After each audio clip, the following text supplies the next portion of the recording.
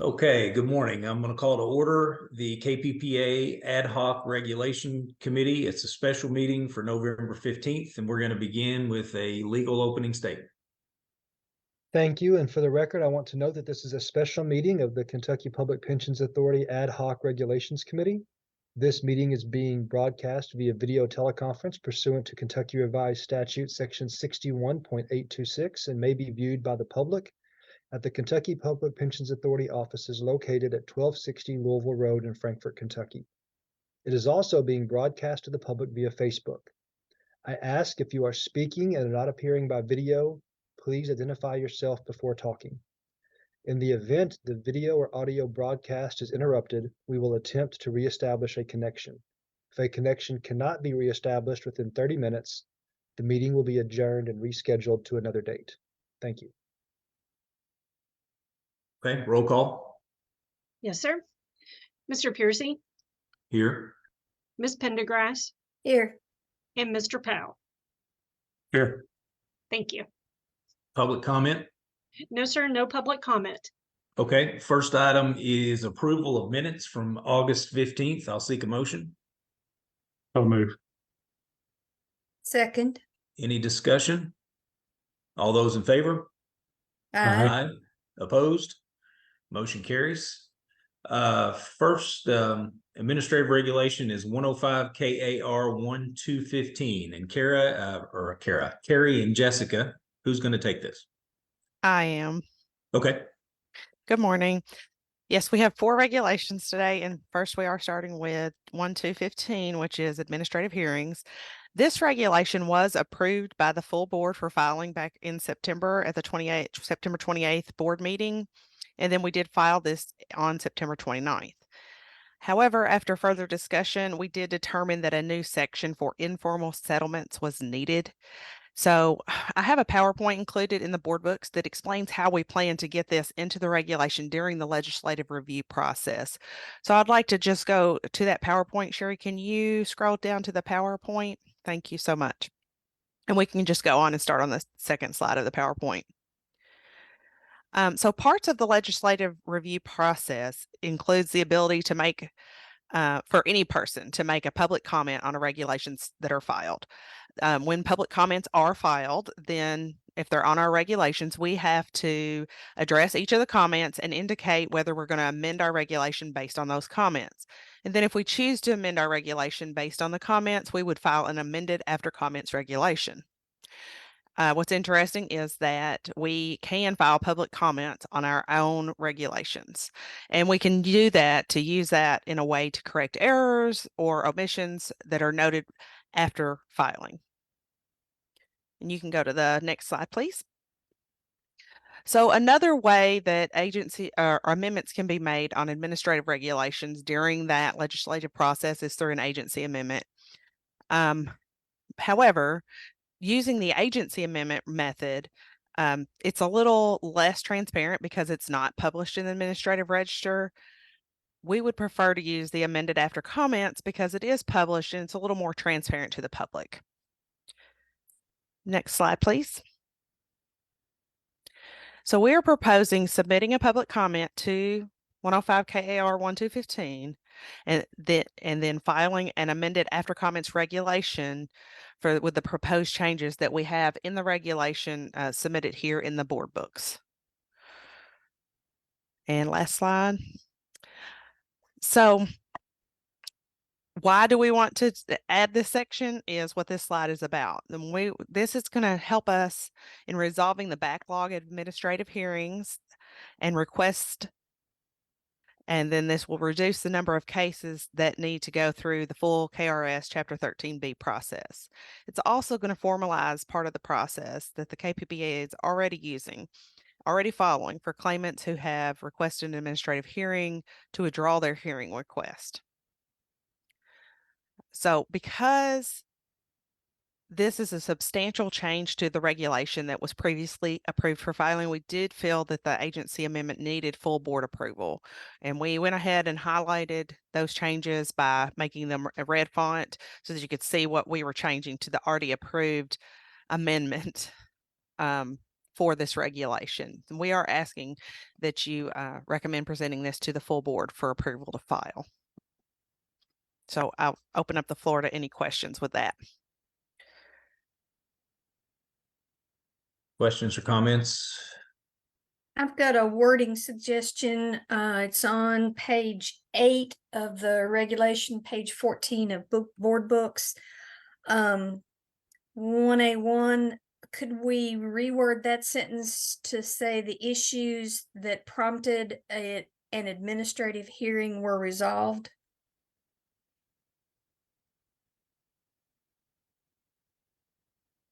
I don't see a problem with that change.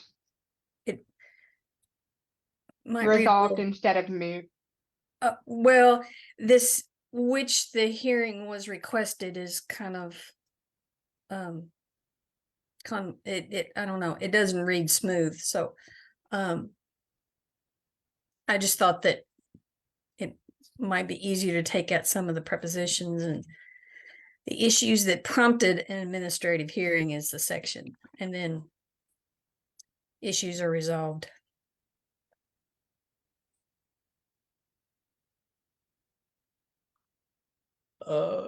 Let's see. Okay, the issues regarding which the administrative hearing was requested are moot. That's the sentence we're talking about, right? That's correct. Okay, yeah. It's just a grammar issue that it makes it a Yeah. little hard to read. The issues for which the administrative hearing were requested are moot. That was my own ad lib in there.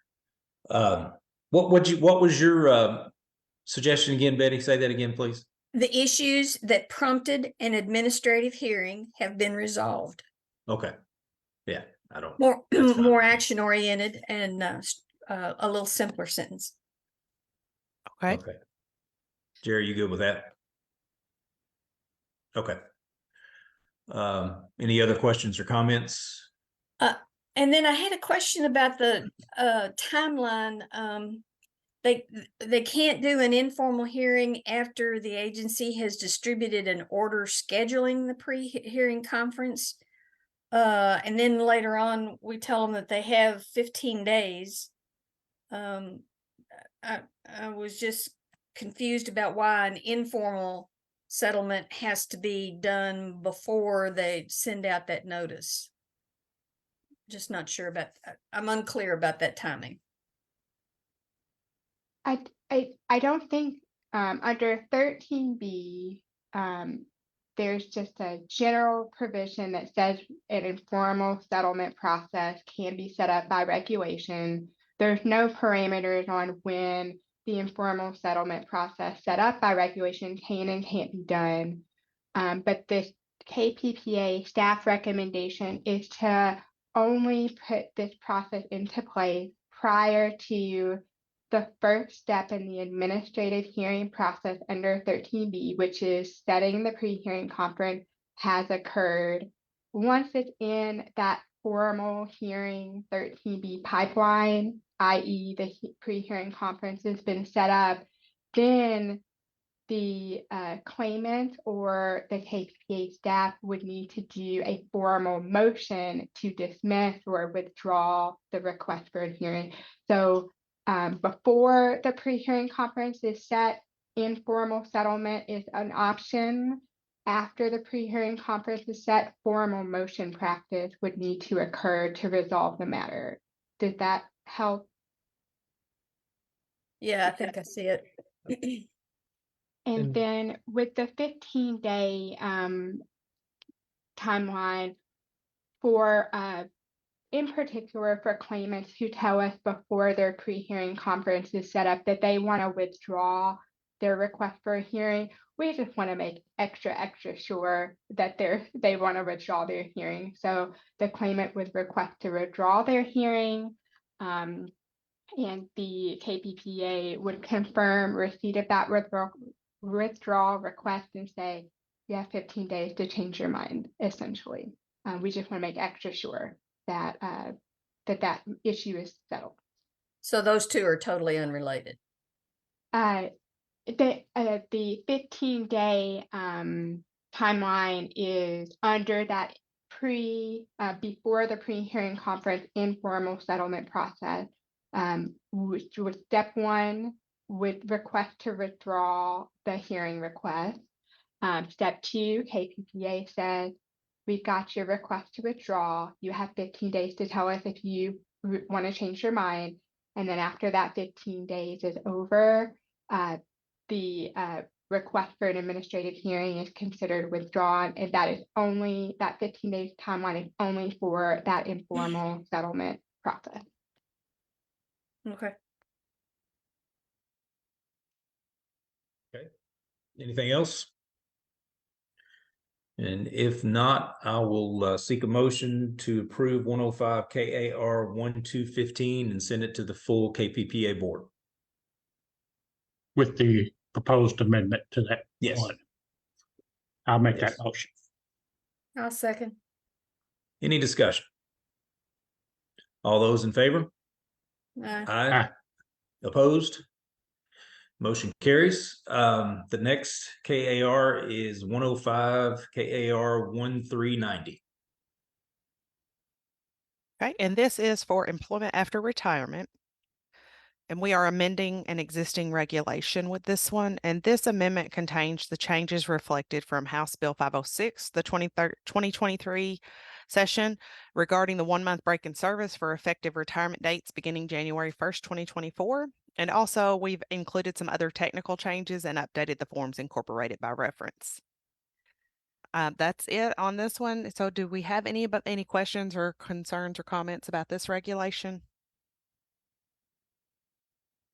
Why is it that we require them to file a new form every year? And I believe that question is specific to the section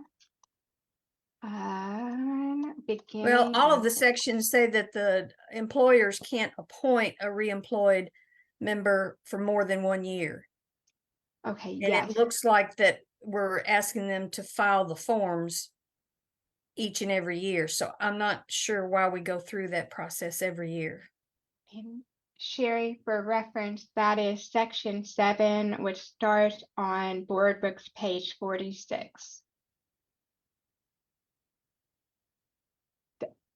I don't, just bear with me for one moment. I'm going to check out a statutory citation. I believe, let's see.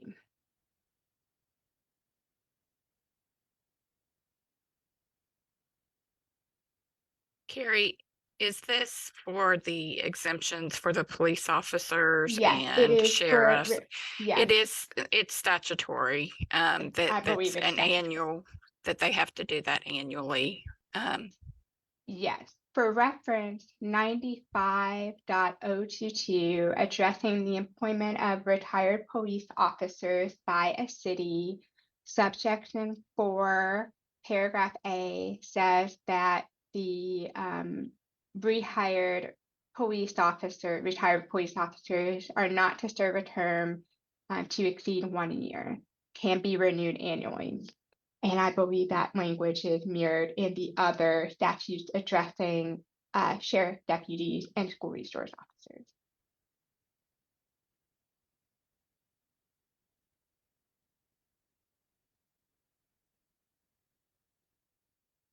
Anything else? Okay, if not, I'll seek a motion to approve 105 KAR 1390 and send it to the full board. So moved. I'll second. Any discussion? All those in favor? Aye. Opposed? Motion carries. The third is 105 KAR 1470. 1470 is agency communications. This administrative regulation is establishing how KPPA communicates with members, retired members, beneficiaries, alternate payees, and other recipients of a retirement allowance. And it has the procedures to change communication preferences as needed. We are asking that you recommend presenting this one to the full board for approval. Questions or comments?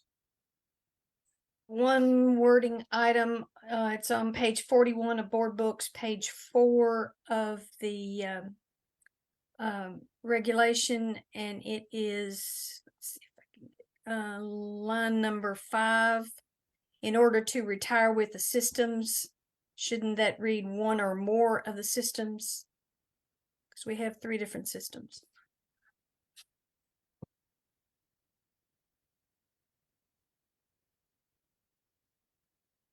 Tell me where that is again, Betty. That's on page 41 of board books. And it's on line 5 of the page. It's describing, it's in section 2, form 6000 certification in order to retire with the systems.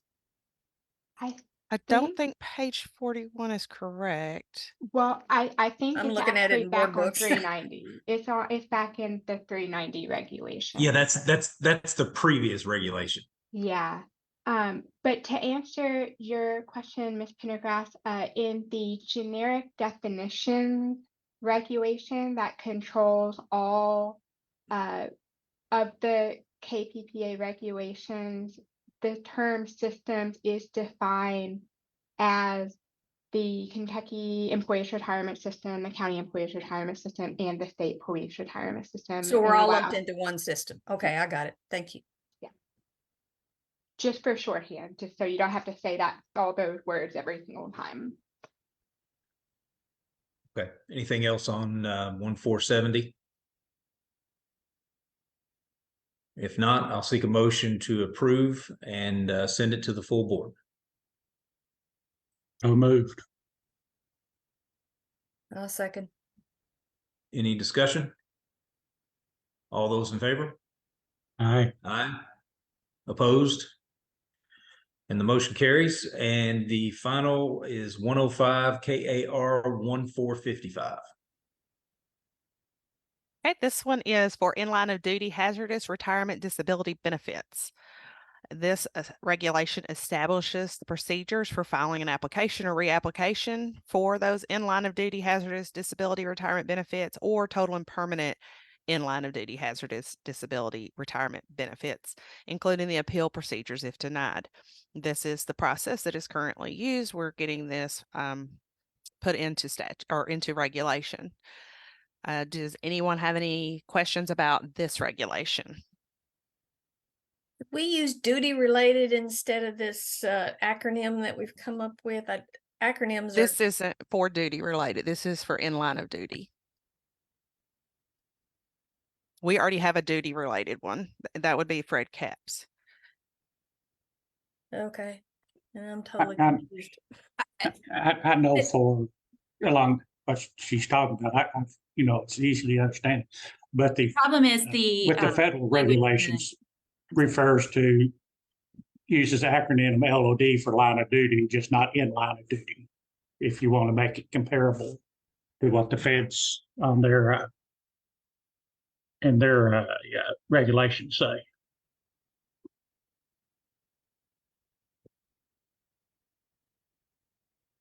Ms. Pendergrass, I may be misinterpreting it, but with the statutory language with non-hazardous, it is duty related. With hazardous, it's in line of duty. And so those two terms Okay.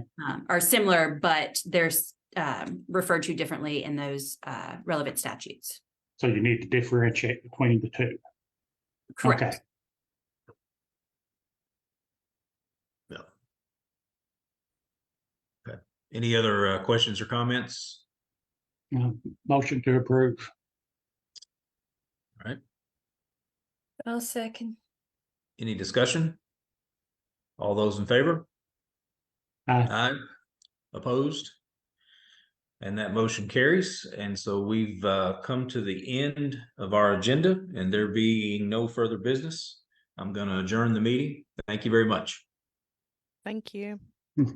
I'm sorry, I thought we had a regulation 1470. We did We that, did that didn't we? Yeah. When we did that one, Betty, you asked a question that was actually 1390. When you said Yeah, 'cause page that's 41. where I thought we were, was on 390. No, we did all four unless we did, didn't we? Yes. Okay, all right, I thought so. All right, we're adjourned. Thank you very much.